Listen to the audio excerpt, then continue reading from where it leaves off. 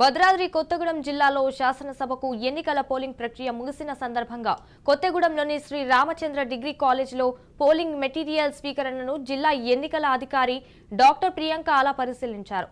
జిల్లాలో ఎటువంటి అవాంఛనీయ ఘటనలు జరగకుండా, శాంతి భద్రతలకు భంగం వాటిల్లకుండా పోలింగ్ చాలా ప్రశాంతంగా జరిగిందని అధికారులు తెలిపారు.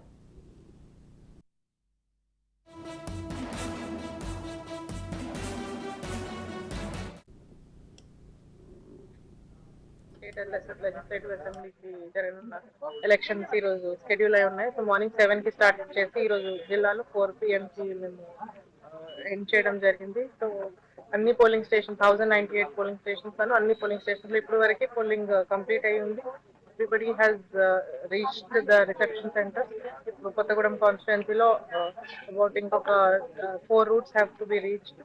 భద్రాచలం ఇంకొక 20 రూట్స్ ఉన్నాయి. సో అందరూ పోలింగ్ అయితే కంప్లీట్ అయింది, but there in transit. All the polling parties by 10-10:30 గల రిసెప్షన్ సెంటర్స్ కి రీచ్ అవుతారు.